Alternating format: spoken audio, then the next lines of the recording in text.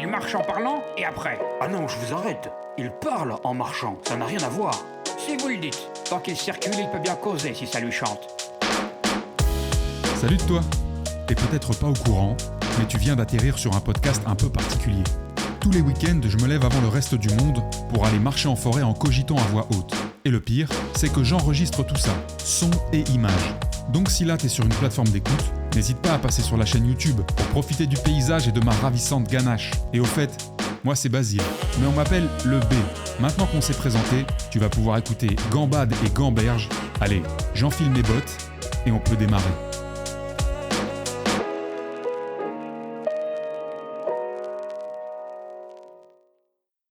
Salut les amis et bienvenue dans ce Xème épisode de Gambade et Gamberge. Je vous retrouve avec grand plaisir dans une nouvelle forêt de France pour un nouvel épisode. J'ai l'impression que ça fait hyper longtemps, alors je sais pas quand ça sortira comme d'hab, hein. Vous connaissez, on n'est jamais sûr de quand la post-prod sera bouclée, quand ça sortira. Des fois il y en a 3 qui sortent d'un coup, des fois il y en a un qui sort de temps en temps. Mais en tout cas, sachez que ça fait à peine une semaine, enfin ça fait une semaine tout simplement, que moi j'ai tourné le dernier épisode. Le dernier que j'ai tourné à l'heure où je vous parle, c'était celui où je suis dans le domaine d'Ablon. Et où vous avez eu le privilège, pour ceux qui ont été les plus attentifs et les plus fidèles, de voir apparaître Oussama Hamar en slip au bord de sa piscine, dans son manoir. Donc voilà, ça fait une semaine, mais je sais pas pourquoi. Cette semaine, j'ai l'impression que ça fait une éternité. Peut-être parce qu'il s'est passé beaucoup de choses cette semaine, que ça a été assez chargé. Ça a été compliqué ce matin, j'ai dû faire... Ça, c'est une phrase que je pensais pas prononcer un jour. J'ai dû faire 3 forêts pour pouvoir tourner. Alors, j'exagère un peu, c'est-à-dire qu'en fait, comme là, je suis dans le nord de la France, je suis dans la région de Lille, je suis pas du tout expert des forêts domaniales du coin. Et donc, du coup, je suis allé un peu là où c'était le plus près et le plus pratique pour moi. Et en arrivant, en fait, je me suis rendu compte que c'était pas du tout un espace adapté. C'était un tout petit bois vachement en bord de ville, d'autoroute, etc. Donc j'ai bougé. Deuxième spot, c'était le rendez-vous des VTT et des vélos. Il y en avait partout. Et en fait, je pense que c'était une espèce de truc plus adapté aux gens qui font du vélo très tôt le matin, le samedi. Il était quand même 6h15 quand je suis arrivé dans le deuxième spot. Et il y avait déjà des centaines de vélos. Ou alors c'est peut-être parce qu'il y avait un truc organisé. Et donc là, je suis allé plus loin. Je me suis vraiment excentré. Et j'ai l'impression que là où j'ai atterri, c'est vraiment pas mal. Alors ça m'a l'air d'être quand même, comme vous le voyez sur les images, des sentiers plutôt larges. Donc peut-être que ce sera très fréquenté au fur et à mesure des minutes et des heures qui passent. Donc dès que je trouverai des petits chemins de traverse, j'essaierai de m'enfoncer dedans pour éviter de trop croiser la civilisation. Mais voilà, donc on est parti pour ce Xème épisode. Alors théoriquement, si on se concentre, c'est le 9e épisode. C'est le 10e épisode aujourd'hui. Waouh, je ne sais plus du tout. Normalement, l'épisode du manoir, c'est l'épisode 08. Sauf que comme on a un épisode 00, comme je vous rabâche à chaque fois, c'est le 9e, le 08. Et donc aujourd'hui, celui-là, c'est le 09. Donc c'est le 10e. Et demain, théoriquement, il n'y a aucune raison pour laquelle je ne tournerai pas. Donc demain, je tournerai le 11e épisode. Il se peut, je préfère vous prévenir d'ores et déjà, il se peut qu'il y ait une pause pour des raisons de boulot. Mais aussi parce qu'en fait, les petits micros là, que j'ai dans la main ont des très gros problèmes, enfin, ont des problèmes techniques qui sont en fait des problèmes chroniques sur ce modèle-là. J'avais évidemment pas mené une enquête de 18 mois avant de les acheter. Et en fait, ce qui se passe, c'est que c'est pour ça que depuis quelques vidéos, vous voyez que j'ai les 2 micros collés simultanément au même endroit dans la main. C'est parce qu'en fait, sur ce modèle, il y a un défaut de série, qui est donc un problème qui survient dans la majorité des modèles qui sont vendus. C'est que les micros se mettent assez rapidement à bugger et donc ils sautent, ils bouffent toutes les 2-3 minutes, ils bouffent 1 ou 2 secondes de parole, enfin 1 ou 2 secondes d'enregistrement. Mais pas au même moment. Donc c'est pour ça que je mets 2 micros, parce qu'il est quasiment impossible. Si c'est le cas, c'est dommage. C'est vraiment qu'on est des poissards, mais il est quasiment impossible que les 2 micros bug exactement au même moment, donc bouffent la même seconde d'enregistrement. Donc en prenant 2, alors ça fait toujours plus de post-prod, plus d'édition à faire, plus de blabla, etc. Mais au moins on est à peu près sûr d'avoir une prise propre. Alors évidemment, Là, ça fonctionne parce que je suis un narvalo tout seul qui parle dans la forêt. Moi, ces micros-là, je les avais pris aussi pour, pourquoi pas, avoir des petits échanges en tandem, en binôme avec quelqu'un. Alors, pas forcément dans le mode format gambade et gamberge du tout, mais je pensais un petit peu à ce genre de choses-là, des petites interviews, des petits dialogues. Et là, pour le coup, c'est un problème parce que s'il y a une seconde qui saute toutes les 2 minutes pour chaque intervenant de l'interview, ça va être un petit peu chiant à regarder. Donc voilà, ce qui va se passer, c'est que théoriquement, la semaine prochaine, enfin la semaine qui arrive, là, je vais les déposer en garantie. Enfin, je vais faire jouer la garantie donc, pour les réparer. Ils m'ont annoncé que les délais étaient de 2 à 3 mois pour avoir un retour.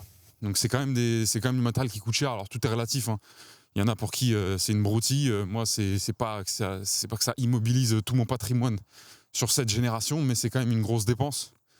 Ces micros-là, donc je vais pas en racheter d'autres le temps de la garantie. Donc soit je trouve un autre moyen, mais là, comme je suis pas chez moi, je suis pas dans mon fief, je suis pas dans ma caverne où j'ai toute mon artillerie. Pour continuer à tourner des épisodes, j'ai plus de matériel à part la vidéo. Donc je verrai, j'improviserai. Et encore une fois, je vous dis, les 2 prochains week-ends, ça risque d'être compliqué parce que je vais être avec beaucoup de monde et pas mal en mouvement. Mais voilà, ça veut pas dire qu'on abandonne le format ou quoi, les amis. Ça veut juste dire que parfois, il y a des aléas, il faut s'adapter. En tous les cas, sauf si demain, pour X raisons, ça ne se fait pas, on aura atteint les 11 épisodes. Et ça, c'est un vrai sujet. C'est bien pour démarrer, je vais faire comme ça. De toute façon, je fais ce que je veux avec mes cheveux, étant donné que c'est mon podcast. C'est un vrai sujet, c'est un post hyper bien écrit que j'ai vu passer il n'y a pas longtemps sur LinkedIn, c'est le nombre de... Alors ça a un nom, encore une fois j'ai oublié le nom, mais c'est un phénomène, c'est que l'écrasante majorité des podcasts qui sortent, tout type de podcast, tout thème de podcast, tout format, toute envergure de production et de budget confondu, l'écrasante majorité des podcasts ne vont pas au-delà, je crois, du 3e ou du 5e épisode. Je crois que c'est ça, 3 ou 5, enfin un truc comme ça. Et ça a un nom, ce phénomène, c'est qu'en vrai, les gens se lancent avec toute la bonne intention du monde, ils ont une idée, ils ont, je sais pas moi, un axe spécifique ou un cadre spécifique ou un sujet spécifique. Et en fait, ils sont très amoureux de l'idée de faire un podcast. Et ça, c'est quelque chose que j'ai vu chez pas mal d'amis à moi. La plupart d'ailleurs ne s'étant jamais lancés et n'ayant jamais vraiment tenté le podcast. Mais même chez certains amis à moi qui ont vraiment eu à un moment donné un podcast qui n'a duré que quelques épisodes, genre 1, 2, 3 maximum, en fait, ils sont plus amoureux de l'idée d'avoir un podcast à disposition, de pouvoir le partager, de pouvoir dire j'ai un podcast, voire pour les plus superficiels de nous tous, de juste avoir le kiff de mettre host de son propre podcast sur LinkedIn et de parler comme ça, comme si... être host de podcast, ça voulait dire avoir l'envergure et le patrimoine de Joe Rogan systématiquement. Et donc le problème, ce qui se passe, c'est que un podcast, c'est compliqué. Pour moi, j'ai une théorie, c'est que le podcast, soit il vous donne du plaisir, il vous procure du plaisir à être produit, et dans sa distribution, vous avez des retours un peu... qualitatif, et c'est ce qui vous maintient dans la continuité, ce qui vous maintient dans l'exécution du podcast, soit au contraire, il est pénible ou il est dégradant pour vous. Enfin, dégradant, c'est un mot mal choisi, mais il vous fait mal à être produit et en même temps, les retours sont pas à la hauteur de ce que vous attendez. Dans le deuxième cas, il est très probable qu'en fait, vous lâchiez assez vite, alors qu'en réalité, à moins que vous n'ayez aucune intention de progresser, que vous n'ayez aucune intention de mettre petit à petit des itérations. Je sais pas ce qui est en train de passer au-dessus de moi, mais ça doit être un nouveau type de drone. Non, c'est un avion, mais il fait un bruit, les amis. Ah, mais c'est parce que je suis pas loin de l'aéroport, je crois. Attendez. Je sais pas si vous le voyez. Voilà. J'ai fait un mouvement avec le stabilisateur, je crois qu'il fallait éviter de faire ça. Donc je vous disais... Merde, je sais plus ce que je disais du coup à cause de l'avion. Super, ça c'est ma spécialité, comme vous le constatez au fur et à mesure des épisodes. Mais ah oui, voilà, si vous n'avez aucune intention d'itérer et de petit à petit, progressivement, améliorer la qualité, alors améliorer, ça veut pas dire passer de votre chambre à un studio à 700 € l'heure en une semaine, mais en fait, un podcast, ça peut pas être valable dès le départ. À moins que votre sujet soit vraiment incroyable, que votre valeur ajoutée soit vraiment incroyable ou que vos invités soient vraiment incroyables, inédits, quasi inédits, en fait, votre podcast, c'est juste un environnement que vous créez et qu'il faut développer petit à petit. Et le problème des gens, en tout cas, c'est ce que moi je constate, et d'ailleurs, c'est le problème que moi j'ai pas eu du tout avec Gambad et Gamberge, c'est qu'ils ont l'impression, quand ils lancent un podcast, qu'ils amènent une espèce de puits de science et de savoir sur dans le décor et dans le paysage, et que ça se suffit à soi-même, et que donc, en fait, limite des AirPods et votre bonne vieille webcam dégueulasse de MacBook Air 2011, en termes de qualité, ça suffit. Et puis, inviter un collègue à vous qui est certainement adorable et très enthousiaste à l'idée de parler comme s'il était invité sur un plateau de télé, mais qui est peut-être pas plus intéressant que votre belle-mère ou quoi que ce soit, pour vous, c'est suffisant. Donc, en fait, ça part comme ça dans une partie des cas. Ça, c'est la première partie. Au final, c'est cool parce qu'on a l'impression de faire quelque chose de concret. On finit par passer le pas et sortir, donc distribuer la matière. Et là, vraiment, je vous dis, attention, il y a plein de podcasts où les mecs sont juste... les mecs et les filles sont juste se filment chez eux dans leur chambre avec une pauvre webcam dégueulasse en contre-plongée et un son à peine passable.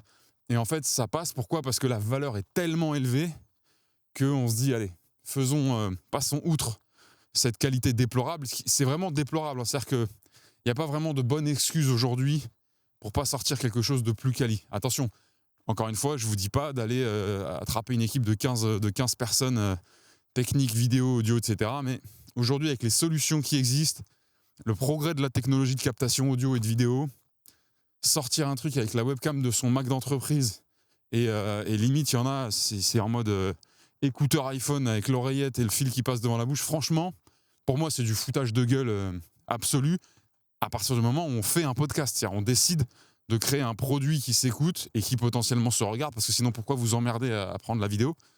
Pour moi, c'est du foutage de gueule. Après, vous faites ce que vous voulez, hein. C'est vous qui voyez. Mais en fait, vous aurez beau amener tous les arguments de la Terre pour expliquer que machin, que minimaliste, que mes couilles, que ce que vous voulez. Votre objectif, c'est d'être vu. Votre objectif, c'est que la diffusion se fasse et que les personnes qui investissent de l'attention et du temps sur votre contenu puissent en profiter. Donc déjà, il y a ça.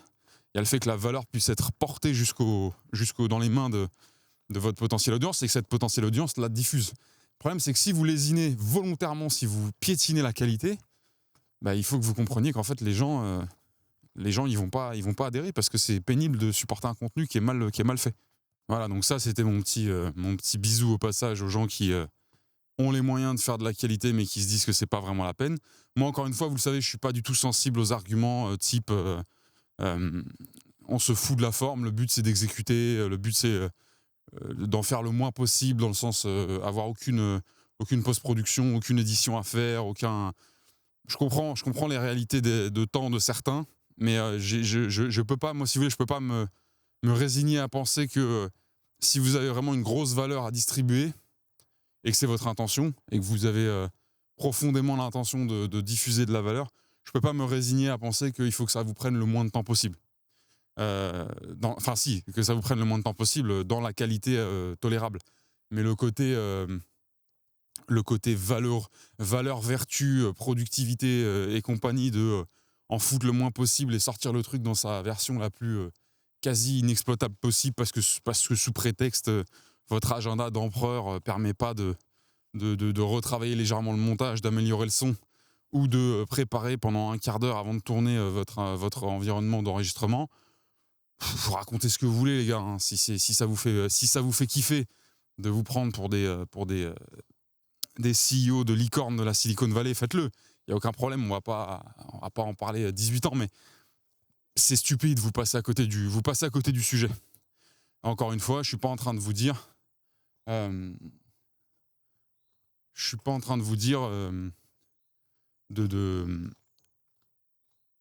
d'investir dans 15 000 € de matériel, de louer une salle, d'avoir une équipe de 10 personnes qui gèrent, etc. Pour vous, c'est pas du tout ça que je suis en train de vous dire.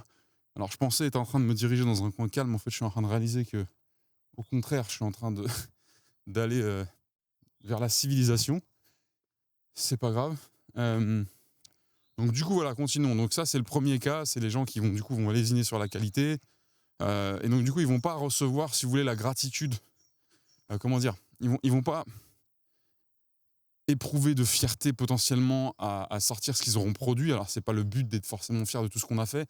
Il y a cette fameuse phrase de là, si vous n'avez pas honte de ce que vous sortez, c'est que vous l'avez sorti trop tard, bla bla bla. Oui, si on veut, si on a que ça à faire de lâcher des punchlines un peu creuses, d'accord. Mais en fait, quand on sort un podcast, on doit avoir une intention. Cette intention, ça peut être, dans le cas de certains privilégiés comme moi, de juste se vider la tête et de se dire, de toute façon, c'est pas le but de tout ça, c'est pas d'amener le monde à une échelle de compréhension et à un niveau d'intelligence supérieur, même si ce serait super si ça pouvait arriver.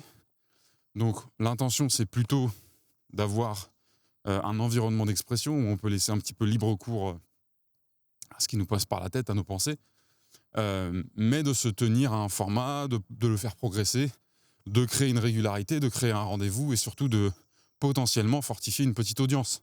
Encore une fois, une audience, c'est 2 personnes. 2 personnes, c'est une audience. Si vous avez 2 personnes qui viennent régulièrement sur vos contenus pour les consommer de manière sincère, parce que le contenu leur plaît, parce que ça leur apprend des choses, etc., en fait, vous avez une audience. Ça sert à rien de jouer les modestes inutiles et de vous dévaloriser en permanence en disant mais non, mais c'est de la merde de personne, c'est comme si c'était zéro. Alors, encore une fois, vous le voyez comme vous voulez. Personne ne peut vous obliger à vous sentir légitime dans ce que vous faites. Donc ça, c'est mon cas. Moi, Gambas des Grands-Mères, vous avez compris, c'est pas un podcast qui vise à faire ressusciter Platon, Socrate et tous les grands juste en amenant un sujet sur la table. Et puis vous avez vu à quel point je digresse, à quel point ça divague et à quel point ça peut être complètement décousu. Maintenant, ce qui est marrant, c'est qu'il y a quand même des gens que ça intéresse, il y a quand même des gens qui sont sensibles à la démarche. Encore une fois, c'est niché de ouf. Et puis certains sont ceux qui me connaissent, certains sont des gens qui me découvrent sur YouTube et qui prennent la peine de partager avec moi. Donc voilà, moi je fais pas ça pour récolter de quelconque laurier, que ce soit de gloire d'audience, de succès, de machin. C'est plus, on va dire, thérapeutique, c'est un grand mot, mais c'est plus moi que ça sert que vous. Maintenant, ce qui m'intéressait de travailler avec ce format, c'était de le faire progresser. C'était de lui donner une forme qui, sans devenir impossible à tenir, sans devenir irréaliste et du coup constituer par elle-même une excuse à ne pas exécuter, à ne pas continuer, atteigne quand même son maximum. En fait, j'ai beaucoup de mal à comprendre les gens, que ce soit en faisant du podcast ou autre chose, mais qui n'essayent pas de faire de leur mieux. Je comprends pas. Je vois pas l'intérêt. J'ai du mal à capter le fond qu'il y a derrière ça. Quel peut être le bon argument? Encore une fois, c'est toujours en gardant en tête que si forme il y a, si progrès dans la forme il y a, c'est jamais dans des dimensions irréalistes qui deviennent des excuses pour ne pas agir.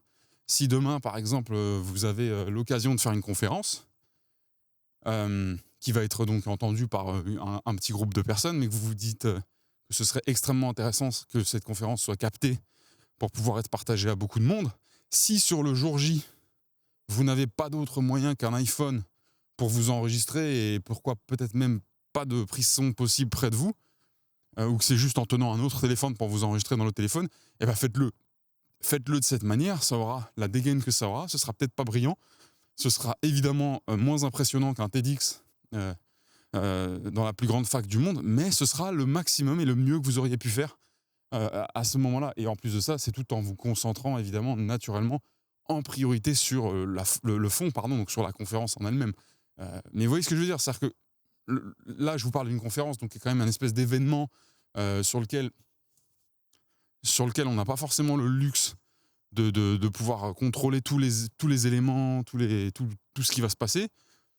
Mais un podcast, on n'a pas d'excuses. Je veux dire, vous pouvez pas me dire que vous faites un podcast et que vous n'en maîtrisez pas vraiment les paramètres. Théoriquement, ça se tourne à un endroit que vous avez choisi, dans des conditions que vous avez choisies, avec du matériel dont vous disposez. Et s'il doit y avoir un interlocuteur, c'est un interlocuteur que vous avez sélectionné. Donc, la vérité, c'est que vous contrôlez tous les éléments.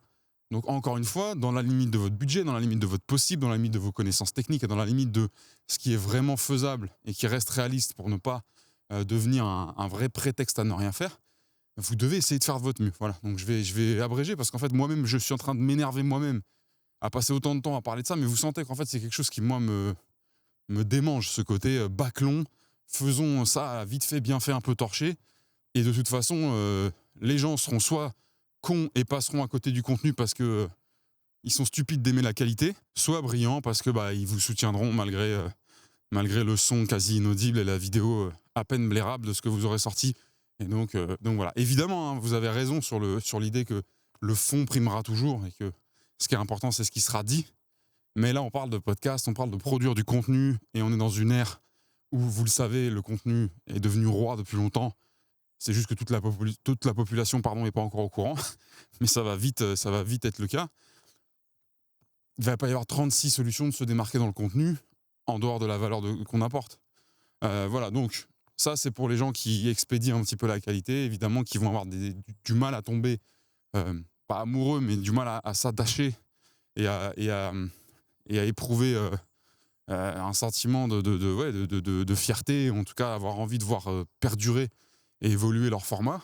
En plus de ça, les retours risquent d'être un peu durs, hein. Je veux pas être déprimant avec vous, mais déjà quand on fait des gros efforts de production, alors là je vous parle en expérience, en connaissance de cause, et pas forcément que sur du format de podcast, mais déjà quand on met des budgets, quand on fait des efforts de production, de post-production, de concept, etc., vous avez une chance sur deux de vous faire démonter par la moitié des gens qui consomment, parce que si vous éternuez à n'importe quel moment d'une prise, qui est la plus belle prise technique vidéo, audio du monde, vous n'avez pas à éternuer. Vous voyez ce que je veux dire, enfin, le moindre pépin technique ou la moindre friction, ça va générer du mécontentement. Donc imaginez si en plus il n'y a aucun effort qui est fait au niveau de la technique. Donc ça, c'est le premier cas. Et puis le deuxième cas, c'est au contraire ceux qui veulent faire les choses bien, mais qui, au contraire, c'est vraiment un jeu d'équilibre, un jeu de dosage, qui au contraire vont essayer de faire les choses trop bien. Et donc vont se mettre dans une espèce de limite technique eux-mêmes, c'est-à-dire qu'ils vont vouloir atteindre un tel niveau de vidéo, un tel niveau de... passons par là. Un tel niveau de qualité technique que ça va être un merdier pas possible à organiser, ça va être une extrêmement haute pression logistique, technique. En plus de ça, comme on l'a vu, et comme vous l'avez certainement constaté sur certains des podcasts, avec Oussama ou même sur celui-ci, plus on va aller mettre de la technique, plus c'est complexe, même si au final plus le rendu est beau, plus on a des risques de problèmes, d'incidents, de manquer, de pistes qui disparaissent, de pistes qui s'abrègent au mauvais moment, etc., etc. Donc la pression ne fait que se décupler.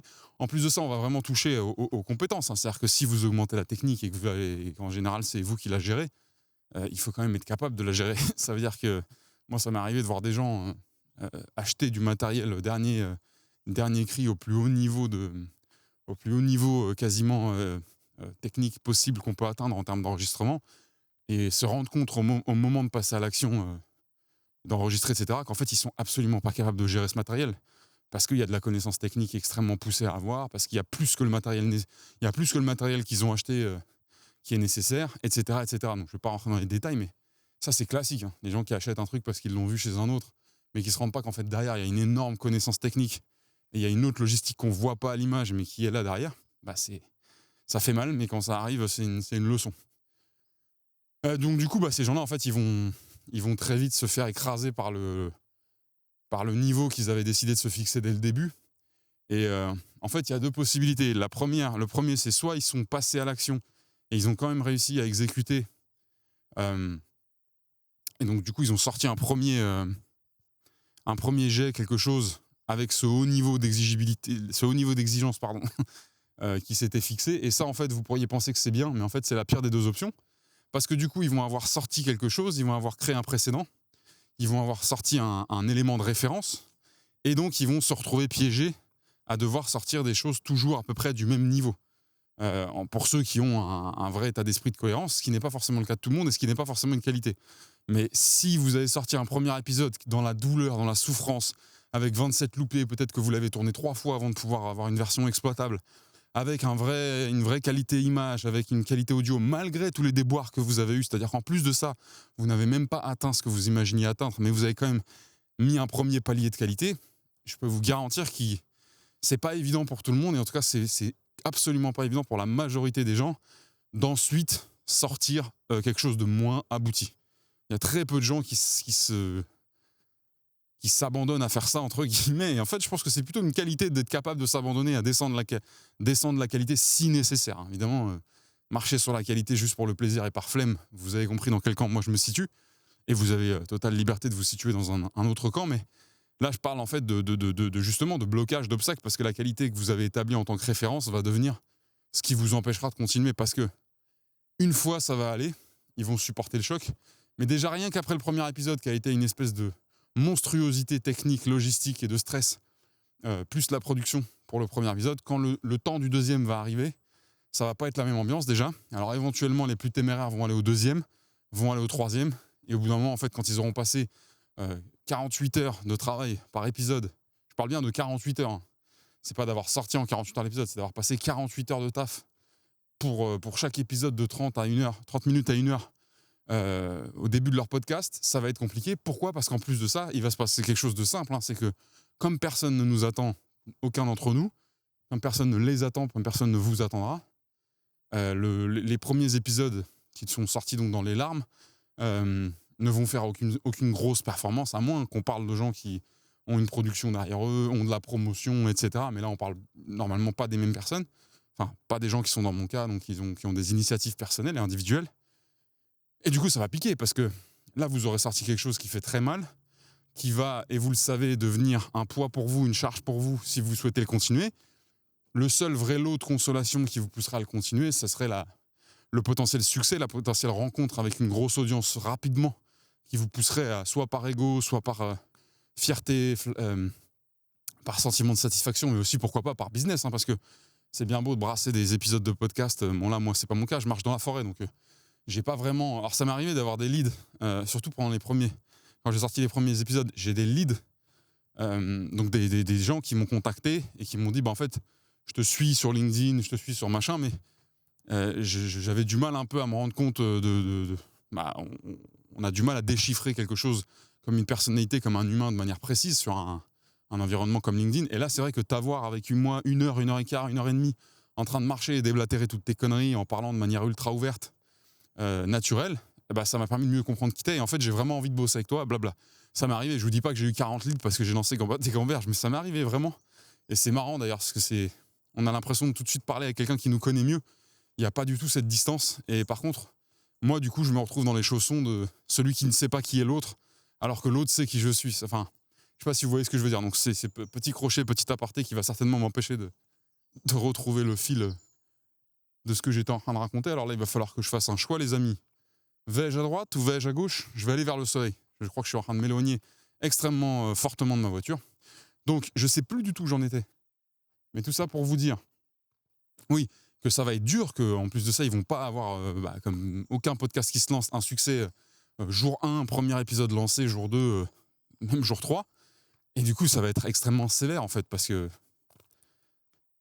ça va pas représenter beaucoup de positif au final. Et donc cet objet un petit peu fantasmique, je sais pas comment on dit, un peu fantasmé d'avoir son propre podcast, de pouvoir s'ériger en auteur, en hébergeur, en host de podcast qui, dans notre esprit, est une œuvre d'art, mais qui au final devient surtout une œuvre de douleur à produire, et puis surtout, encore une fois, un flop total au début, comme n'importe quel projet qui se lance, que ce soit une chaîne YouTube, un podcast, une émission, une newsletter, tout ce que vous voulez. Au début, il faut commencer à zéro, c'est la vie, c'est comme ça, et c'est même les périodes les plus importantes. Et du coup, voilà pourquoi les gens, dans la plupart des cas, ne vont pas aller se faire le mal de continuer sur ce produit, sur ce format qui n'aura rien apporté à part de la souffrance et de la déception aussi. Et là, je vous parle de gens en plus qui auraient atteint le niveau de valeur qu'ils désiraient dans leurs épisodes. Parce qu'il y a aussi un phénomène. Alors, je vais couper, je change de bras, parce que sinon, en fait, je vais devoir aller à l'hôpital. Et je vous récupère tout de suite. Parce que ce qui peut se passer aussi, c'est que l'intention est là, le format est là. Finalement, malgré les douleurs et malgré les difficultés que vous avez rencontrées, vous avez mobilisé le matériel et vous avez rassemblé à peu près les conditions techniques que vous souhaitiez. Donc, imaginons même que ce soit pas trop dans la douleur, mais quand même un petit peu. Ce qui peut aussi se passer, c'est qu'en fait, il n'y a pas que le format et que l'objet que vous fantasmiez, il y a aussi son fond. Et du coup, que vous vous mettiez à...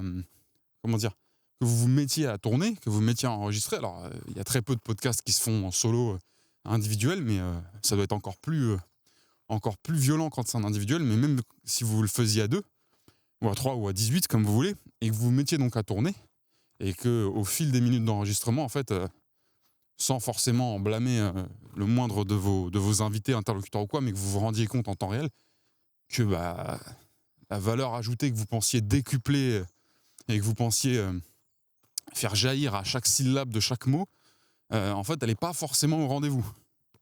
Et en plus de ça, dans la plupart des cas, quand elle n'est pas au rendez-vous, c'est pas qu'elle ne le serait jamais, c'est que vous vous êtes mis tellement dans le stress et tellement dans des considérations techniques pour développer l'environnement de l'enregistrement, et je sais vraiment de quoi je vous parle, qu'en fait, ça a annihilé en vous toute créativité, toute inspiration, et vous êtes complètement focalisé sur du concret, du pragmatique. Et au moment d'appuyer sur Rec, en fait, vous n'êtes plus du tout dans la peau de quelqu'un d'inspirant, de quelqu'un qui va être dans la réflexion, dans l'écoute, dans la découverte et dans la projection, mais dans la peau d'un régisseur, en fait. Je peux vous garantir que je sais de quoi je parle. Je vous donne un exemple. Alors, il y a un épisode de Entre nous, donc le podcast qu'on fait avec Oussama sur sa chaîne, qui n'est jamais sorti et qu'on a retourné après. C'était l'épisode où on est avec Arthur Katz, donc un autre Avengers de la maison de Dubaï. On avait fait une première tentative de tournage. Et alors là, c'est pas qu'on avait perdu la bande son, c'est carrément qu'on n'avait plus la bande vidéo ni la bande son d'Arthur. On se demandait même s'il n'était pas maudit, s'il n'avait pas une malédiction sur la tête. Finalement, cet épisode donc n'est jamais sorti parce que un épisode d'1h30 enregistré à 3 où on ne voit et on n'entend pas le troisième, c'est très bizarre, étant donné qu'en plus il y a beaucoup d'interactions avec lui. On aurait pu essayer éventuellement de dégrossir l'épisode et en coupant le maximum des moments où il est censé intervenir, mais en fait, les interactions menées par les deux autres interlocuteurs, à savoir Oussama et moi, font que c'est extrêmement bizarre de ne pas avoir de pas voir le troisième larron. Et ben, je peux vous dire que cet épisode, au final, il n'est pas sorti. Ça a été dur pour nous parce qu'on a quand même travaillé pour pouvoir l'enregistrer. Mais au final, c'est un mal pour un bien parce que ça a été tellement compliqué techniquement le jour du tournage à cause, je crois, de la chaleur et de 2-3 soucis techniques qu'on avait. Ça a été tellement compliqué de configurer le plateau et on a déjà eu, avant d'enregistrer la version définitive de l'épisode, on avait déjà eu un problème. C'est-à-dire qu'on avait lancé l'enregistrement, il avait bugué au bout de quelques dizaines de minutes, on avait recommencé. Donc au final, on a reperdu tout. Que moi j'étais dans un état mais de vigilance, de considération, comme je vous disais, absolument pas créative, détendue, ouverte, inspirée ou quoi que ce soit, mais 100% technique, 100% tourné sur le bug caméra, le bug micro qui pouvait arriver. J'étais complètement focus sur les images, sur la bande son qui était en train d'être enregistrée, qu'en fait je participe, si vous voulez, au podcast parce que ça me fait plaisir et parce que je suis avec deux personnes hyper inspirantes et qui m'emmènent, mais je suis pas du tout là, quoi. Je suis pas présent, j'ai pas d'adhérence à ce qui est en train de se passer, et c'est extrêmement compliqué en plus de le simuler. C'est-à-dire que maintenant que je vous l'ai dit, de toute façon la version dont je vous parle, elle est jamais sortie, mais même dans la version suivante, il y a quand même ce truc-là, c'est-à-dire que moi je suis assis en train de participer en tant que blablateur au podcast, mais en même temps je gère la technique. Je peux vous garantir que c'est une place qui est compliquée à avoir. Quand vous vous asseyez et que vous êtes en studio, même si c'est un tout petit truc, mais que la responsabilité technique de l'enregistrement, sa gestion, sa vérification, son contrôle, dépend d'une autre personne en qui vous avez confiance, évidemment. En qui vous avez confiance. Si vous n'êtes pas professionnel, c'est n'importe qui, mais si vous y connaissez, il faut quand même qu'en face de vous, vous sachiez que la personne est absolument apte à le faire. Mais là, par contre, ça vous libère, mais d'une manière absolument incroyable. D'ailleurs, on m'a fait ce retour, on m'a dit, c'est marrant parce que dans l'épisode avec Stéphane Carapel où vous parlez des rêves lucides, etc., on dirait que t'es beaucoup plus joyeux que d'habitude, beaucoup plus inspiré, tu lâches des blagues toutes les 3 secondes, tu réagis sur tout ce qu'ils disent, t'es hyper investi dans le sujet, alors que pourtant t'es celui des 3 à la table qui est le moins éduqué sur le sujet majeur, qui sera, donc, si vous regardez cet épisode-là, les rêves lucides, etc. J'ai dit oui, parce qu'en fait, c'est un des premiers épisodes où j'ai juste à être là, j'ai juste à occuper mon rang de participant et de co-host du podcast et de juste savourer cette place-là avec mon attention, avec mon écoute, avec mes réactions. Et puis vous me connaissez, moi parfois j'ai l'esprit qui réagit vite, j'aime bien la répartie, j'aime bien rigoler, etc. Quand on est complètement absorbé par ce qui est en train d'être capté par le matériel, c'est beaucoup plus difficile. En plus, ce jour-là, donc sur cet épisode avec Stéphane et Oussama, on avait une personne au top, dont j'ai oublié le prénom, mais qui était une jeune vidéaste qui bosse pour Le Crayon, mais qui bossait super bien, qui malgré... D'ailleurs, on a rencontré des petits soucis techniques pendant ce tournage-là, mais vous l'avez absolument pas vu parce qu'elle a super bien géré, on avait des caméras qui surchauffaient, enfin, il y a toujours une histoire avec les caméras ou quelque chose. Et au final, comme cette personne-là, elle était totalement performante dans son job, bah, elle nous a guidés, elle nous a dit, bon voilà, on va faire une pause, on va laisser les caméras refroidir, on va laisser ci, on va laisser ça. Et en fait, nous, on a passé un super moment, on pouvait rester concentrés sur nos sujets. Voilà, donc, pour finir là-dessus, pour revenir à nos amis qui sortent des podcasts dans des conditions techniques un peu trop élevées, et qui en plus de ça découvrent, alors je sais plus où j'en étais sur le film, mais en gros ce que je voulais vous dire, je pense que c'est déjà fait, mais c'est histoire de reboucler. Il se peut très bien que vous vous mettiez à enregistrer donc, le podcast dans toutes les conditions que vous aviez envisagées, et qu'en l'enregistrant, ou alors ça peut arriver plus tard, ça peut arriver à la post-production, au montage, vous vous rendez compte qu'en fait il n'y a pas du tout la valeur que vous espériez. Alors ce qui se passe dans 100% des cas, c'est que les gens sortent quand même le podcast, et c'est d'ailleurs la bonne chose. Il faut pas attendre la perfection pour quoi que ce soit, parce que vous ne l'atteindrez jamais. Mais déjà, il y a une blessure. Il y a déjà une blessure en vous. Alors, la consolation sur ce point-là, c'est de se dire, c'est pas parce qu'à vous, ça vous semble dénué de valeur comparé au fantasme que vous vous en faisiez, que ce sera perçu de la même manière par les gens qui vont découvrir le format et qui ne savent absolument pas quel plan vous aviez en tête au départ. D'ailleurs, c'est quelque chose que j'ai pas mal vécu avec Gambad et Gamberge. Alors, pourtant, je vous dis que Gambad et Gamberge, je l'ai fait pour moi. Je l'ai fait pour aboutir quelque chose, pour exécuter. Et je ne me suis pas trop soucié de la valeur au départ. Mais en fait, si, parce que j'avais qu'une hantise, c'était que ça soit juste vide. Et que ça ne serve à rien. C'est-à-dire juste un gars qui braille dans un micro pendant 1h30. Là, par exemple, si vous me demandez maintenant tout de suite quelle est la teneur en valeur depuis le début de l'épisode, là, moi, je suis en dessous des 5 sur... Dans mon auto-perception, je suis en dessous des 5 sur 10. Parce que depuis le début, je vous parle d'un thème qui est extrêmement peu intéressant et qui ne va pas vous faire cranter dans votre vie. Donc, c'est comme si là, ma conscience est en train d'essayer de m'extirper de ce sujet-là. Mais bon, vous avez compris tout ce que je voulais dire et où je voulais en venir. Vous avez compris aussi qu'à force, je fonctionne toujours comme ça. Je prends une idée qui pourrait être bâclée en 2 phrases et je m'enfonce dedans comme un rugbyman qui rentre dans un mall et qui veut aller récupérer le ballon au milieu.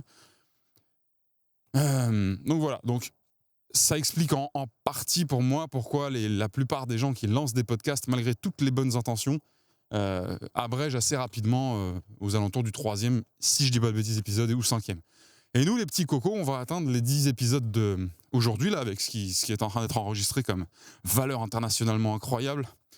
Et demain, le 11e, il n'y a pas de raison que demain je tourne pas, en fait, à part si c'est le déluge là où je suis. D'ailleurs, c'est marrant parce que je suis arrivé à Lille là, il y a quelques jours.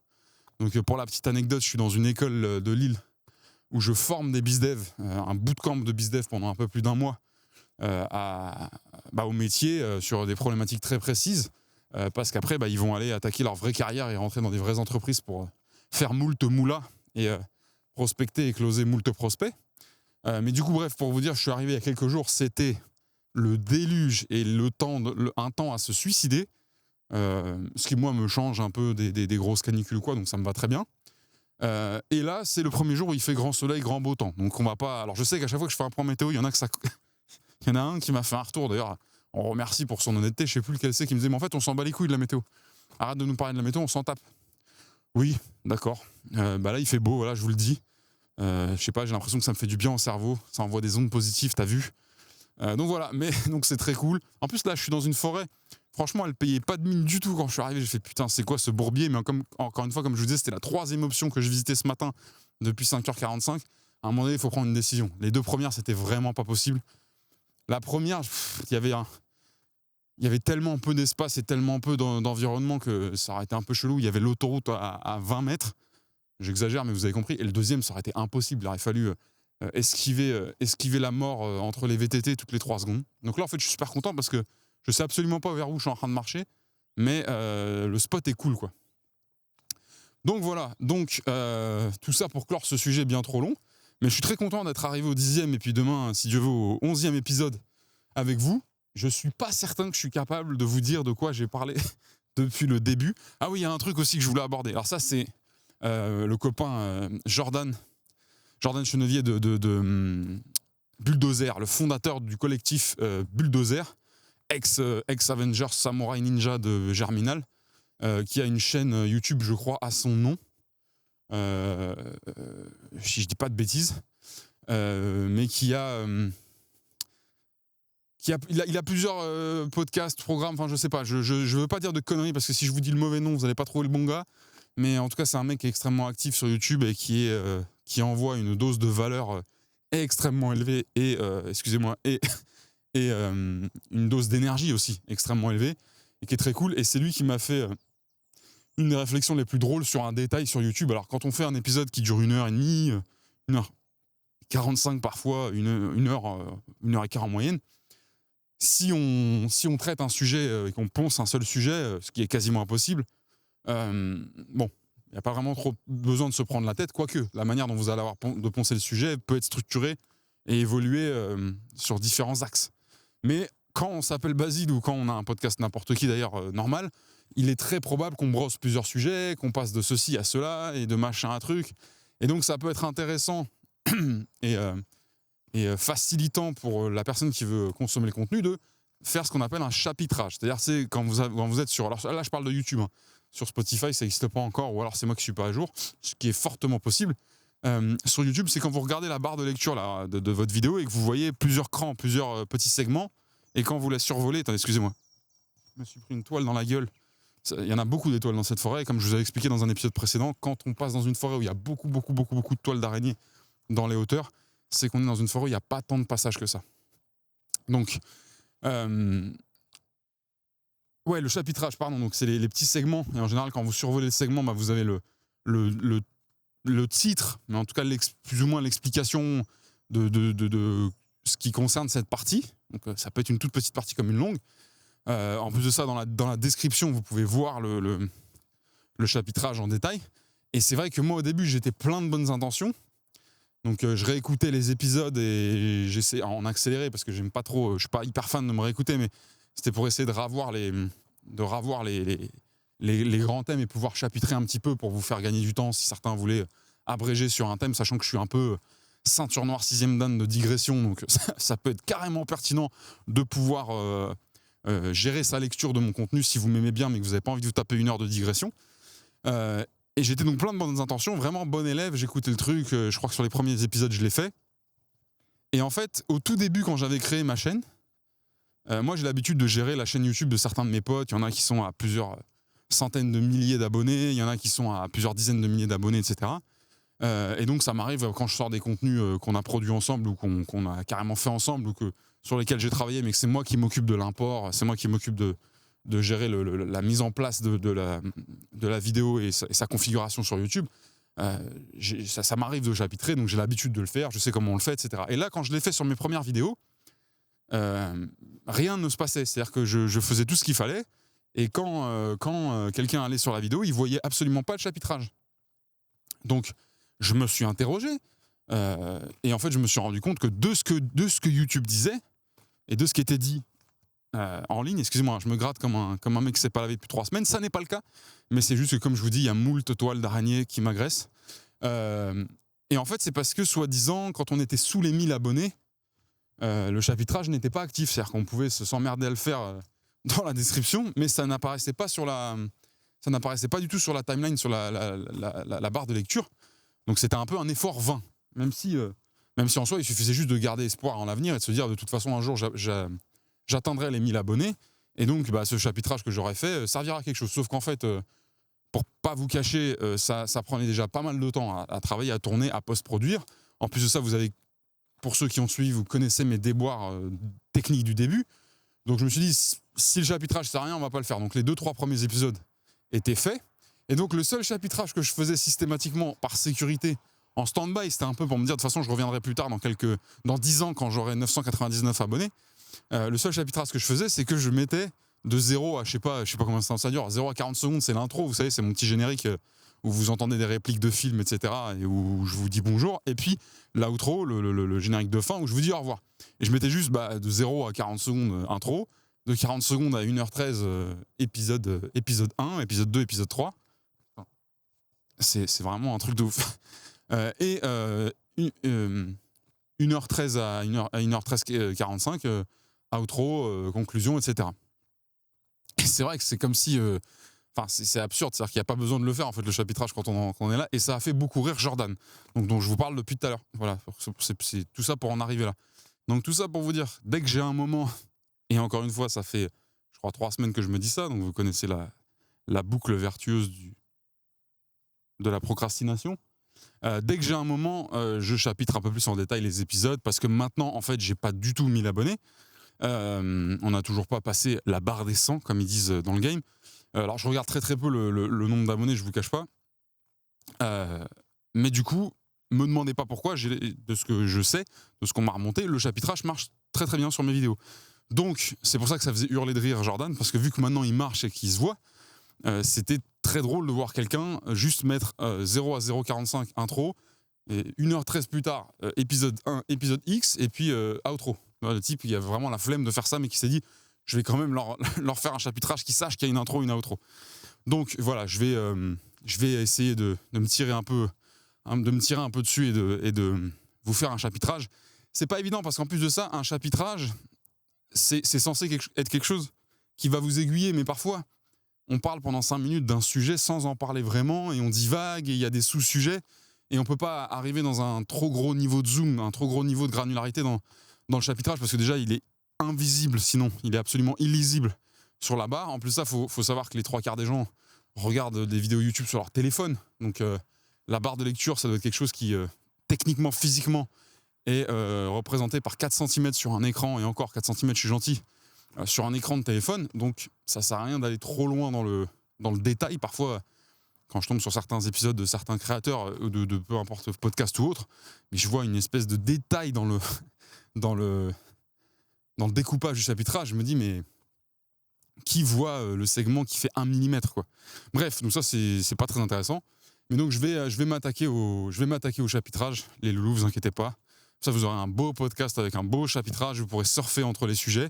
Mais comme ça m'oblige à réécouter un petit peu tous les épisodes que j'ai pas chapitrés, donc c'est-à-dire quasiment tous, c'est vrai que c'est un peu un truc que je remets au lendemain avec pas mal de facilité. Voilà.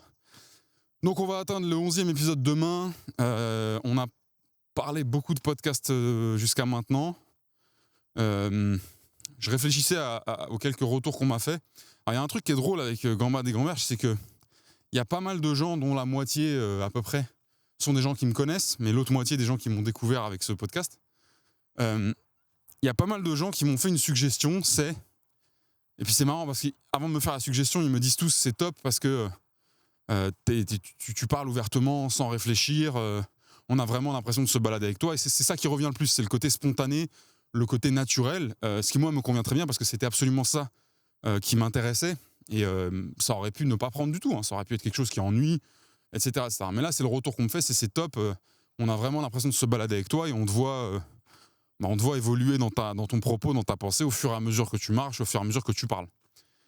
Et c'est marrant parce que certains, alors c'est pas du tout une majorité, mais c'est les gens dont je vous parlais là qui m'ont fait des retours, me disent exactement ça, et dans la foulée me disent ça serait top que tu invites quelqu'un avec toi et que vous parliez à deux et que ça fasse un peu un interview en marchant où il explique son parcours, etc. Et du coup, alors je vais vous expliquer dans 1 minute pourquoi techniquement je pense que je m'emmerderai jamais à faire ça. Mais du coup, avant d'aborder la technique, c'est surtout à partir du moment où je fais ça, ça n'est plus Gambade et Gamberge. C'est-à-dire que, à moins de n'inviter toujours qu'une personne avec qui j'ai l'habitude de gamberger, ce qui est possible, hein. Encore une fois, c'est juste histoire de recaler un jingle parce que j'ai payé ce jingle très très cher en ligne, donc je le rentabilise. Mais si j'allais marcher systématiquement avec Thomas Rivol ou avec Maxime, son frère, il se peut que ça reste vraiment dans la gamberge, etc. Mais le fait que ça doive passer par un dialogue, déjà, ça va être un problème. Parce que ça va pas être un problème, ça va être un énorme changement. Donc ça va complètement changer le format. Mais là, je vous parle de si je suis avec quelqu'un qui va se maintenir dans cet état et dans cette intention de gamberger, de réfléchir en même temps qu'on parle et de surfer un peu entre les sujets. Alors malheureusement, on ne délivre pas toujours une valeur transcendantale pour l'univers, mais ça reste quand même dans la même énergie. Alors que si je reçois quelqu'un pour lui demander « Et toi, à quelle époque de ta vie t'as su que t'étais fait pour le métier que tu fais aujourd'hui ?» alors qu'en fait c'est complètement bullshit et c'est une espèce d'évidence rétrospective téléphonée, grosse comme une montagne que tu nous sers là, c'est un phénomène qui m'irrite beaucoup et que je vois dans beaucoup de podcasts, vous savez, c'est les gens qui vous disent bon, je les embrasse, hein, venez pas me faire mal sur LinkedIn ou quoi, de toute façon je serai échauffé, vous inquiétez pas, mais je vous embrasse, j'ai rien contre vous, mais les gens qui nous disent parce qu'aujourd'hui ils sont directeurs commerciaux ou parce qu'aujourd'hui elles sont entrepreneuses ou parce qu'aujourd'hui ils sont je sais pas quoi et qui me disent non mais moi à 3 ans tout le monde savait que j'allais faire ça parce que à la récréation j'échangeais les cartes Pokémon contre... Mais frérot, tout le monde faisait ça à la récréation, ok ? Tout le monde peut te sortir une espèce d'anecdote bidon et faire donc ce qu'on appelle une évidence rétrospective, c'est quand on prend un élément du passé, qu'on l'interprète délibérément, de manière absolument pas objective, pour justifier, pour venir souligner une logique qui n'existe pas, qui n'existe que dans la narration, qui justifie donc le présent. C'est extrêmement séduisant pour le cerveau, ça nourrit l'esprit, mais c'est faux. C'est d'ailleurs ce qui donne... C'est d'ailleurs ce qui donne naissance à beaucoup de légendes et beaucoup de théories et de légendes urbaines. Mais ouais, les gens qui sont vendeurs aujourd'hui à 35 ans, alors qu'il y a 6 ans, ils étaient en cabinet de conseil, mais aujourd'hui, ils sont dans un podcast de vente et qui vous disent « Mais moi, de toute façon, à 6 ans, mon père m'a offert une licence HubSpot parce que il a vu qu'à la récréation, j'avais échangé mon Mars contre un sandwich triangle le jour de la classe de nature. » Eh les amis, détendez-vous, ok ? Après, attention, le problème de tout ça, c'est qu'il existe une infime minorité de gens pour qui il y a vraiment eu des traces, il y a vraiment eu des leviers, des signaux très très tôt dans l'enfance. Alors peut-être pas à 3 ans, les gars, détendez-vous peut-être un petit peu. Mais ces gens-là, c'est 0,001% de la population et en général, ils n'en parlent même pas. Et pourquoi ils n'en parlent même pas ? C'est parce que souvent, ces gens-là n'en sont même pas conscients. C'est plutôt leur famille et leur entourage. Le jour où ils auront percé, le jour où M6 viendra faire un portrait en interviewant leur maman, etc., que là, la maman dira « Ah, mais de toute façon, Régis, depuis qu'il a 2 ans, moi, je sais qu'il va être cosmonaute. » Vous voyez, ce genre de choses-là. Après, attention, moi, je connais dans mon entourage des gens, par exemple, une famille que j'aime énormément, qui est proche de ma famille en Bretagne, qui a plusieurs enfants, mais dont un des enfants qui sont grands maintenant, ils ont mon âge, et pilote de ligne, de ce que la famille raconte, et c'est unanime pour tous les gens qui ont connu l'un des fils dont je vous parle, qui est pilote de ligne. Depuis qu'il est môme, mais limite à peine à l'âge de parler, il veut être pilote. Il veut en tout cas être dans un avion. Et puis ça s'est formulé par être pilote, et puis ça s'est formulé par être pilote de ligne. Et il a travaillé, mais comme un acharné, et apparemment ça a été laborieux au début, et il a fini par rentrer pilote sur Air France, si je dis pas de bêtises. Et là, oui, lui, il peut dire depuis tout petit. Mais bref, je divague, mais si vous avez compris, c'est les fameux gars qui ont tout réussi, parce que depuis qu'ils ont 3 ans et demi, ils ont la vision. Allez. Évidemment. Il y a même des gens qui remettent en question, si vous voulez, pour vous donner un ordre d'idée d'à quel point c'est ridicule de faire ça, il y a même des gens qui remettent en question à juste titre, y compris des biographes et des gens qui font du vrai travail d'étude, d'étudier des itinéraires de certains grands CEO, qui vont remettre en question la prédestinée de certains géants, comme par exemple Elon Musk, dont j'écoutais une partie de la biographie il n'y a pas longtemps, qui apparemment, alors qu'il a été un entrepreneur qui s'est beaucoup cherché, qui a été très très peu validé au début, malgré le fait qu'il ait quand même fait des moves assez brillants assez tôt dans sa carrière, mais avec une personnalité extrêmement bizarre, enfin en tout cas extrêmement décalée, et qui un jour a atterri dans le business des fusées, pour ceux qui ne sont pas au courant, avec la société qui s'appelle SpaceX, qui à un moment donné dans sa vie, de ce que nous expliquent certains biographes, etc., va commencer à dire qu'il a toujours voulu, que ça a toujours été son objectif, d'envoyer l'humanité sur une seconde planète un jour pour la sauver, parce que c'est comme ça que ça doit se passer, parce que, etc. Alors peut-être que c'est vrai, mais dans ce qu'ont l'air de dire les gens qui étudient la question, c'était absolument pas sur la table quand il était chez PayPal, etc., même un petit peu après. Et le jour où il a commencé à avoir une vraie grosse traction avec son business de fusée, là, ça a commencé à devenir un peu un moulin à évidence rétrospective, en disant « j'ai toujours voulu faire ça », et à essayer de trouver des éléments dans sa vie antérieure, dans sa vie passée plutôt, pas antérieure, qui justifient sa trajectoire actuelle. Mais on ne peut pas en vouloir aux gens de faire ça, c'est la recherche de cohérence, la recherche de moi j'appelle ça du gainage, comment, je t'avais dit quoi l'autre jour ? Pas du gainage biographique, mais du gainage historique. Enfin, en gros, on essaye de vraiment contracter le plus possible tous les faits pour qu'ils soient alignés, qu'ils fassent un bloc, et que ce bloc, dans la longueur, soit extrêmement solide, donc gainé, plutôt que quelqu'un qui a fait j'ai été à gauche, j'ai été à droite, il n'y a aucun rapport entre les deux, je ne savais absolument pas ce que je voulais faire. Quand j'ai fait ça, je ne savais même pas pourquoi je l'ai fait, etc., etc. C'est vrai que ça impressionne moins sur l'histoire. Alors que quand on dit j'avais un but, j'avais une vision et je l'ai accompli, surtout que ce qu'on prête comme énorme qualité à ces entrepreneurs comme Musk, comme Jobs, comme plein d'autres personnes de cet acabit, c'est de distordre la réalité. C'est-à-dire qu'ils ont une vision, ils ont un rêve, ils ont un but à accomplir que tout le monde trouve absolument ubuesque, complètement débile parfois et pas du tout raisonnable pour la plupart. Mais au fil des années, au fil des innovations, au fil des persuasions, au fil du progrès technique, finissent par distordre la réalité, enfin finissent par donner vie à la réalité dont ils parlent depuis si longtemps, mais qui à l'époque à laquelle ils ont commencé à en parler semblait absolument bullshit, enfin semblait complètement invraisemblable. Et donc on dit qu'ils distordent la réalité parce que eux ils ont cette vision, par exemple à année 0, ils voient déjà. Et nous, quand on arrive à année 15, après des années de travail, après des années d'évolution, etc., et de faits, et de hasard, et de plein de choses, on voit la réalité, on finit par constater cette réalité, ou en tout cas commencer à vraiment l'entrevoir comme possible, que eux défendent depuis 15 ans. Donc la force de ces mecs-là, c'est de...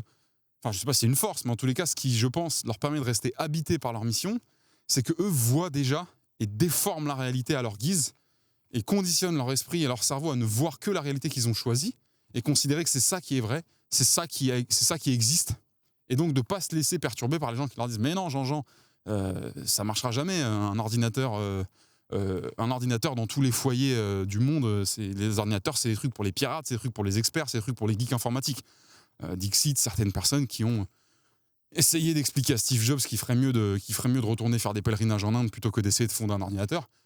Quand vous arrivez à la fin de la carrière de Steve Jobs, mais même il n'y a pas besoin d'attendre la fin, quand vous arrivez au début de son succès, et qu'il fait ses premières keynotes de légende sur les iMac, etc., vous dites, attends, mais le gars, ça fait 10-15 ans qu'il grind, mais il y a 10-15 ans, il avait déjà cette vision. Il n'était pas encore servi par la vie pour pouvoir l'accomplir, on ne lui avait pas encore conféré les pouvoirs, on ne lui avait pas encore donné certaines compétences, on ne lui avait pas encore livré certaines rencontres, et on ne l'avait pas encore doté de certaines technologies. Mais ils voyaient déjà. Voilà, je ne sais pas si vous voyez où je veux en venir, mais c'est un peu ça. Et ben même ces géants-là, on a tendance, en tout cas les gens qui font un travail sérieux de recherche, un travail objectif, en tout cas qui ne servent pas d'intérêt, on a tendance à tempérer, en tout cas à relativiser fortement les évidences rétrospectives qui pourraient se jeter eux-mêmes sur leur parcours en disant « j'ai toujours voulu faire ça ». Donc Jojo Lafringale, qui est directeur commercial d'une start-up éclatée au sol, qui vient dans un podcast pour vous expliquer qu'à 5 ans, il vendait des Pogs, et qu'il faisait des... Vous savez, un peu à la Robert Kiyosaki. En fait, tous les gens qui ont lu le livre de Robert Kiyosaki, donc Père riche, Père pauvre, que je vous conseille, alors qu'il y a un livre qui est un peu, je trouve, surcoté, dans le sens... tous les gens qui m'ont conseillé ce livre... Alors, Robert Kiyosaki, c'est un mec que j'adore pour son flegme et son charisme. C'est un mec dont j'ai étudié le parcours, qui est un gars qui sait faire de l'argent, qui a toujours su faire de l'argent et qui a fait énormément d'argent, et qui a trouvé un concept magnifique pour nous raconter comment il a appris à faire de l'argent, qui je pense est romancé à 90%, mais qui de toute façon devait, à partir du moment où il a eu l'idée, devait être romancé parce que c'est magnifique et ça marche très bien. Par contre, tous les gens qui m'ont conseillé ce livre, c'est un peu le souci des trucs mainstream, hein, c'est toujours pareil, c'est le niveau des gens qui vous conseillent qui est important, c'est pas le niveau de ce qu'ils vous conseillent. Retenez bien cette phrase, c'est le niveau des gens qui vous donnent le conseil qui importe, c'est pas le niveau de ceux qui sont en train de vous conseiller. De ce qu'ils sont en train de vous conseiller, de l'objet. Je fais des phrases un peu complexes. Je me suis laissé déconcentrer parce que je suis... Alors, je ne vais pas vous le montrer, c'est trop loin, mais je suis devant un très joli paysage avec des belles maisons, des arbres, etc. Donc, Robert Kiyosaki, tous les gens qui m'ont recommandé l'un de ses livres, parce que ça n'est que l'un de ses livres, le Père riche, Père pauvre, qui est le livre le plus connu, ils me l'ont tous conseillé en disant, en gros, tu lis ce livre, tu deviens riche. Automatiquement, le lendemain, tu pèses 2 millions. C'est un peu l'idée, c'est tu lis ce livre, tu t'auras tout compris à l'argent. Ok. Alors déjà, le problème, c'est que les gens qui m'ont dit ça et qui prétendaient avoir lu le livre, alors, moi, c'est un phénomène auquel je crois énormément. Bonjour, madame. Pardon. C'est un phénomène auquel je crois beaucoup, c'est que la plupart des gens qui vous conseillent des livres ne les ont pas lus. Ça, vous verrez, vous essayerez de le vérifier par vous-même en posant des questions quand, par hasard, ils tomberont sur une référence que vous connaissez, que vous avez, vous, déjà pris la peine de lire ou que vous connaissez en long, en large, peu importe. Ça m'est déjà arrivé de surprendre des proches à moi, des gens que j'aime beaucoup, de faire ça. De conseiller des livres dont ils ont entendu parler dans une émission, dans un podcast ou par un ami, ou qu'ils ont croisé sur l'étagère de chez quelqu'un et qu'ils ont feuilleté 3 secondes, et se mettre à le conseiller. Alors pourquoi ? Qu'est-ce que ça veut dire ? C'est juste une espèce d'envoi de signal de culture, un envoi de signal de qualité intellectuelle. Parce qu'en plus de ça, lire un livre n'est pas du tout une qualité intellectuelle, mais c'est un peu la fameuse phrase de la culture, c'est comme la confiture, moins on en a, plus on l'étale. Moi, je dirais même plus que la plupart de la culture déclarative des gens, c'est de la air-culture, c'est-à-dire qu'il y a rien du tout. Je ne sais pas si je me suis déjà prêté à faire ça, c'est possible, attention, il ne faut pas que frapper sur les autres. C'est possible que moi, j'ai déjà fait ça, mais j'en ai pas le souvenir, et honnêtement, je vous le dirai. Honnêtement, là, sur Gambas des Gamberges, maintenant, là, je vous le dirai. Mais donc voilà, je digresse en Maxi Best-of, là, je pars dans une digression de digression. Je sais plus du tout où j'en étais. Ça va me revenir. Donc, oui, Robert Kiyosaki, la plupart des gens qui m'ont conseillé son livre, donc déjà, je les soupçonne de l'avoir jamais acheté, jamais lu. Ok ? Mais c'est surtout, c'est cette espèce d'unanimité, cette espèce de radicalité dans le conseil qui est, de toute façon, tu lis ça, c'est bon, ta vie, elle est réglée, frérot, tu deviens rentier, homme d'affaires brillant, etc. Ok, super. Écoutez, qu'est-ce que j'ai fait quand on me l'a conseillé pour la première fois ? Je devais avoir, 19 ans, 20 ans. Je suis allé l'acheter, du coup. Je me le suis procuré. Alors, juste pour vous dire, c'est un des livres les plus moches que j'ai jamais vu de ma vie. Pardon, je suis fatigué, mais ça me... Alors, là, je tombe sur un panneau, les gars. Je sais pas qui a trouvé ce nom, mais je trouve ça assez génial. Je reviens sur Robert, vous inquiétez pas. Je suis à un panneau qui s'appelle, je sais pas si vous le voyez, la Drève des morts. Voilà, alors, je sais pas ce qu'est une drève. Je vais aller me renseigner. Mettez-moi des commentaires en folie pour m'expliquer ce qu'est une drève. Mais là, je suis à la Drève des morts. Voilà, je ne sais pas ce que ça veut dire, je ne sais pas ce qui m'attend. Je ne sais pas si je fais bien de me travailler dans ces bois-là sans mon fusil. Mais à tout moment, je me fais attaquer par un lapin. Donc, Robert Kiyosaki, dont je me procure le livre dans les années 2010, truc par là. Donc, il y a un des livres les plus laids que j'ai jamais vu de ma vie, avec une espèce de couverture immonde, qui en plus, je crois, n'a jamais été reprise, malgré les rééditions, revue, je veux dire. Où on voit sa tête. Alors ça, c'est pas le problème trop qu'on voit sa tête, mais c'est une police dégueulasse. L'harmonie des couleurs va pas du tout. On est dans le cauchemar de Steve Jobs. C'est-à-dire Steve Jobs qui, pour l'anecdote, était amoureux du design, de l'esthétisme, mais surtout de la calligraphie. Alors quand je dis calligraphie, c'est pas nécessairement la calligraphie manuelle dans le sens de l'art de la calligraphie, parce qu'il y a des artistes calligraphes magnifiques. J'ai eu la chance d'ailleurs pour l'anecdote grâce à ma mère qui avait un ami... d'en côtoyer un durant mon enfance, s'appelait Jean-Jacques Grand, qui était un peintre calligraphe, et c'était extrêmement impressionnant de voir. La calligraphie, en termes d'art, c'est extrêmement impressionnant à voir être exécutée. C'est magnifique à observer quand on est en face d'un artiste qui résonne en nous et dont les œuvres nous parlent et nous touchent, mais à voir être exécuté, c'est incroyable. C'est vraiment un des trucs les plus... On a l'impression c'est comme quand vous regardez un maître kung-fu de 90 ans qui s'entraîne depuis 70 ans à faire un seul mouvement. On a l'impression de voir quelque chose de pas réel. Donc je divague et je reviens. Donc c'est le cauchemar, visuellement ce livre, c'est le cauchemar de Steve Jobs, qui était un amoureux du design, de l'esthétisme, de la symétrie, de l'épure, de la simplicité, mais de l'élégance avant tout. Alors attendez, je fais un petit point parce que là je croise un panneau et oui, ça n'arrête pas de digresser, mais quel épisode insupportable. Je fais un petit point parce qu'en fait je sais pas du tout où je suis en train de... si je suis en train de me diriger vers le bon endroit. Donc je lis ce bouquin, je commence à le lire, et c'est un livre qui, au début, donc le début de ce livre-là, et je vais pas vous le spoiler, je vais pas vous dire c'est bien, c'est pas bien, je pense que c'est un livre qu'il faut avoir lu, parce que déjà il est extrêmement facile à lire, il est facile à se procurer, et qu'il faut l'avoir lu pour pouvoir en parler. Mais c'est un livre qui au début est très narratif, vraiment, qui est très...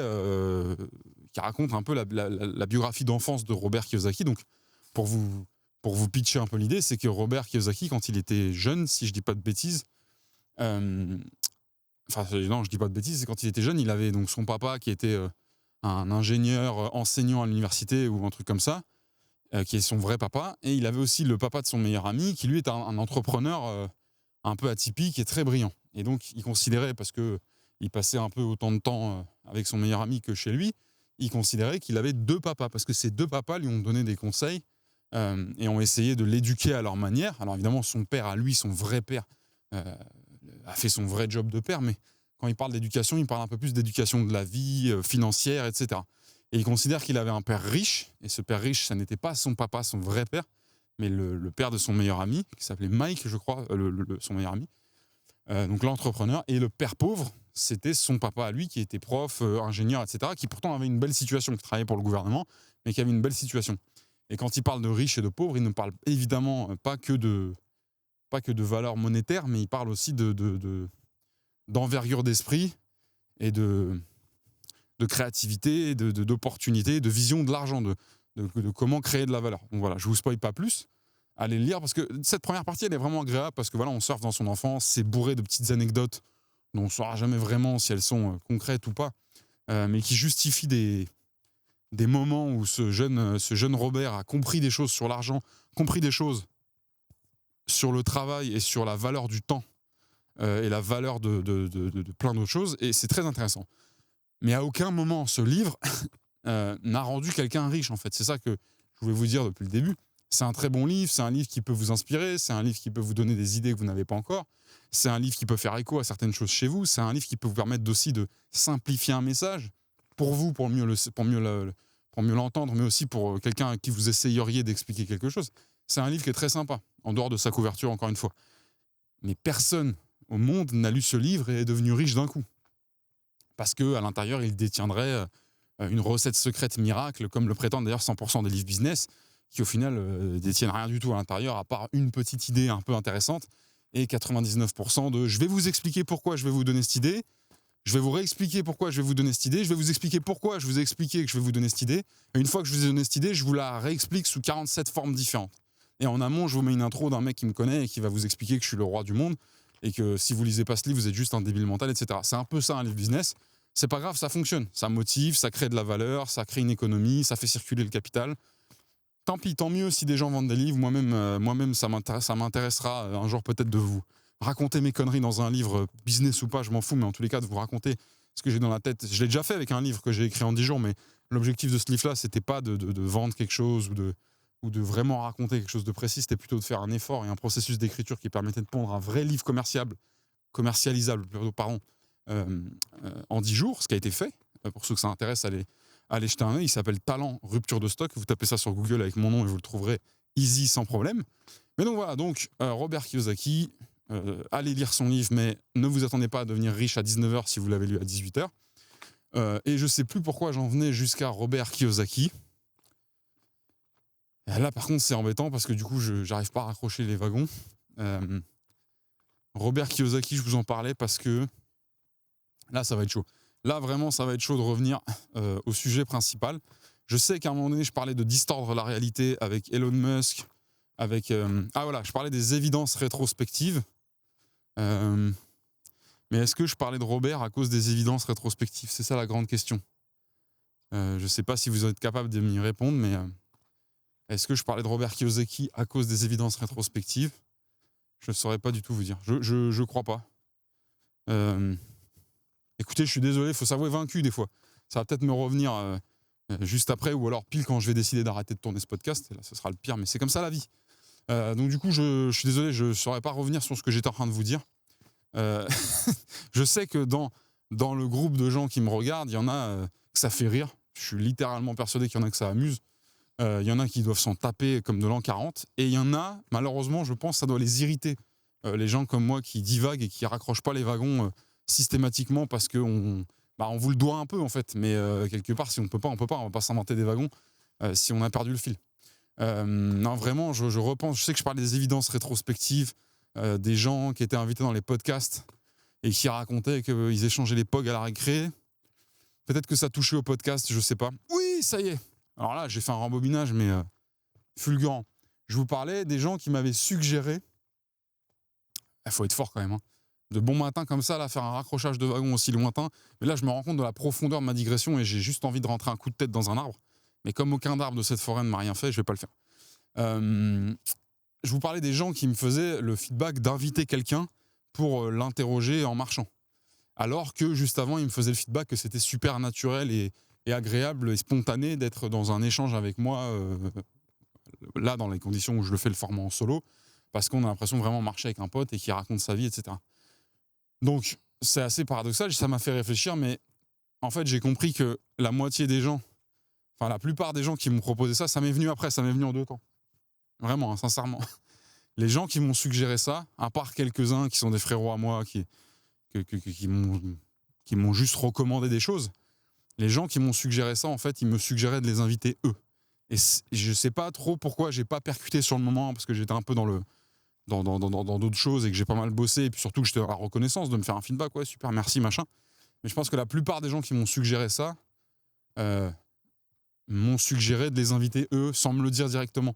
Parce que tous ceux qui l'ont fait, c'était possible et logique de le faire, de les inviter. C'est-à-dire qu'il n'y a personne qui m'a suggéré ça, à part, comme je vous dis, des potes, des gens qui vraiment me connaissent, qui habitent au Groenland. La plupart, c'est des gens qui pourraient très bien demain être le premier invité de cette pseudo-évolution de format où j'arrête de gambader tout seul et de gamberger.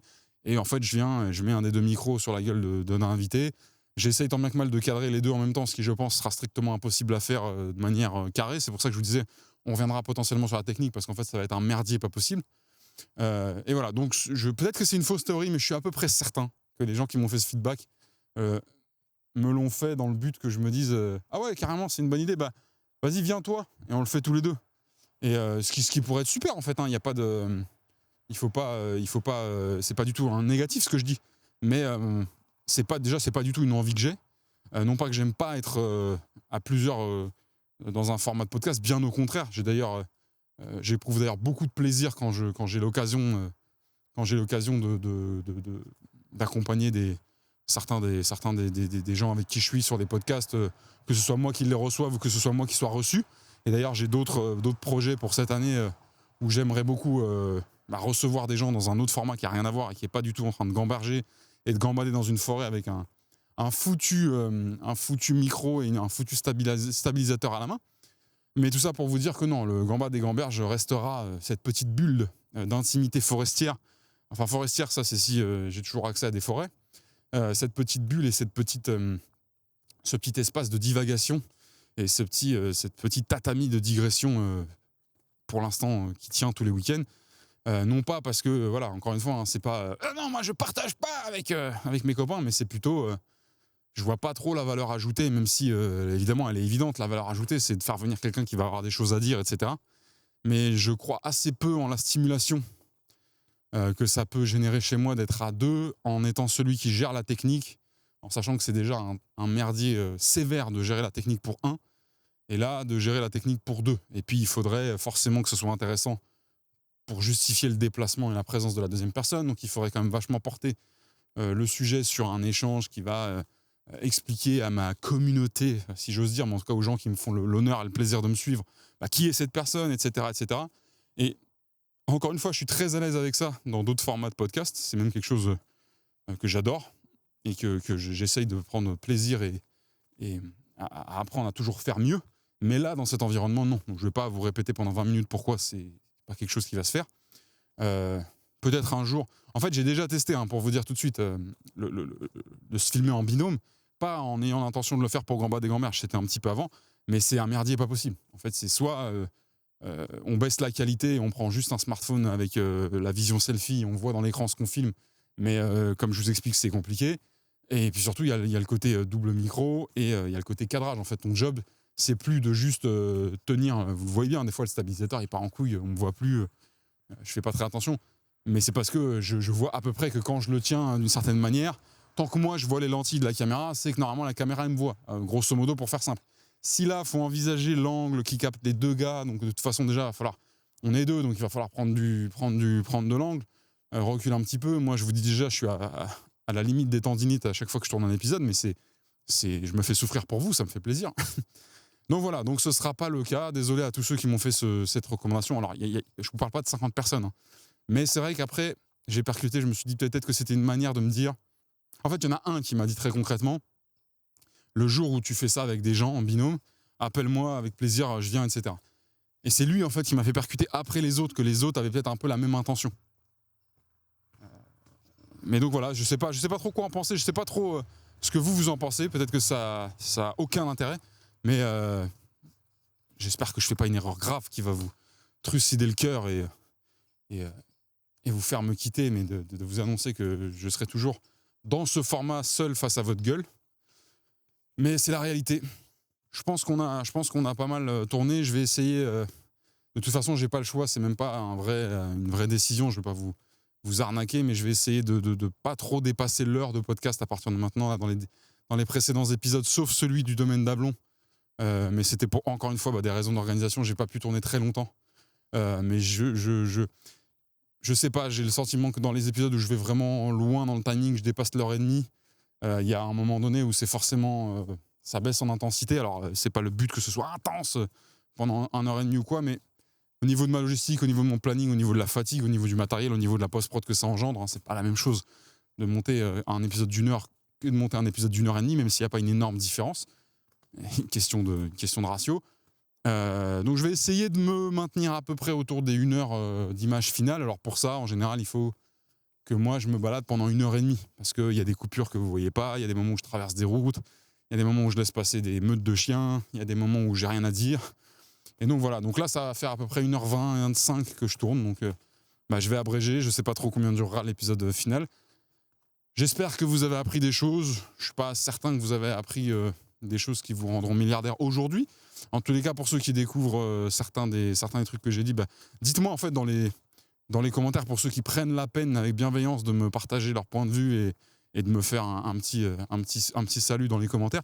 Dites-moi si, dans celui d'aujourd'hui, allez pas faire une rétrospective de tous les épisodes, est-ce que vous avez appris un truc dans l'épisode d'aujourd'hui, et si oui, quoi, et à quel point ça vous rend, à quel point ça vous émeut, et à quel point ça vous rend reconnaissant envers moi d'avoir pris le temps. Voilà, écoutez, ça m'a fait plaisir de vous parler, je suis content, on a eu beau temps. Cette forêt est très cool, j'ai aucune idée de où je me trouve par rapport à où je me suis garé, mais ça va être sympa, il va falloir que je retrouve ma caisse et que j'aille bosser.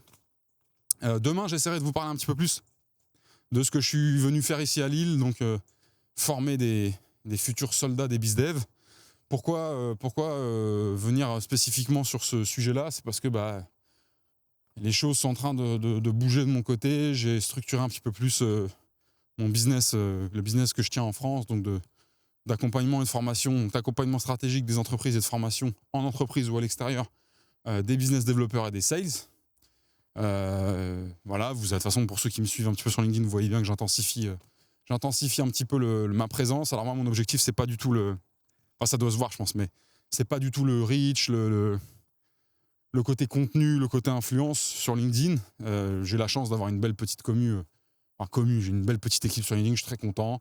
Je me tape un petit peu des performances de mes contenus, mais ce que je vais chercher, c'est plutôt à montrer mon travail et petit à petit et à faire savoir aux autres qui ne me connaissent pas encore que je suis là et que je suis disponible pour déployer de la valeur chez eux, qu'ils soient BizDev Sales ou qu'ils aient une entreprise où il y a du BizDev et du Sales et qu'il y a besoin d'aide, il y a besoin de débloquer des choses dans leur prospection, dans leur cycle de vente, dans leur stratégie, ou au contraire de concevoir des choses ensemble. C'est là où moi je m'amuse, c'est là où moi j'envoie le plus de pâté, comme on dit élégamment dans le business. Donc je vous explique un peu tout ça demain si j'estime qu'il n'y a pas d'autres sujets prioritaires à traiter. Et je vous souhaite de passer un bon week-end. Ne passez pas votre week-end à regarder Gambas des Gamberges. Ok, c'est un podcast à consommer avec modération mais divertissement. Sinon, vous allez faire des rêves de moi et avoir envie de me tarter la première fois que vous allez me rencontrer. Encore merci à toutes celles et tous ceux qui sont présents et qui m'envoient de la force, publiquement ou non, parce que j'ai des gens ultra fidèles qui m'envoient leur force et qui m'envoient des commentaires. Enfin, ça se voit, on voit ce que je veux dire, c'est qu'on voit ce qu'ils écrivent, mais il y a aussi des gens qui m'écrivent en privé, qui préfèrent rester discrets, et ça, je le comprends complètement. Et ça fait tout autant plaisir, donc n'hésitez pas, quel que soit le canal que vous privilégierez. Donc il est l'heure de rentrer. En tout cas, merci à vous. Longue vie, je vous embrasse.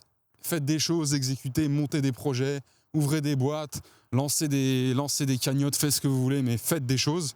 Éclatez-vous, passez un bon week-end et on se revoit demain, donc du coup dans le prochain épisode qui sera le 11e. Et on peut être fiers de nous les gars, on aura atteint les 10 épisodes. Allez, ciao. T'es encore là ? Je sais pas ce qui t'a poussé à rester jusqu'au bout, mais justement, ça m'intéresse. Avant toute chose, si la balade t'a plu, abonne-toi. Vraiment, si tu le fais, ça va me rendre heureux. Quand je suis heureux, j'ai plus d'inspiration. Et ça se ressentira dans les prochaines marches. Si t'es sur YouTube et que t'as un grand cœur, et je sens que c'est le cas, tu peux m'envoyer de la force et du feedback en commentaire. Et pour me suivre ailleurs, trouve-moi sur LinkedIn. Je m'appelle Basile Vierne.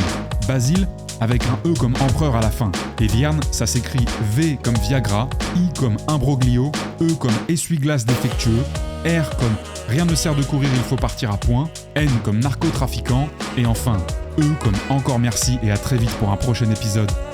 Bise. Mais alors à qui parle-t-il à la fin? À lui-même, paraît-il. Eh bien, on marche vraiment sur la tête, cher ami. Et si vous me dites en parlant, je vous en colle une.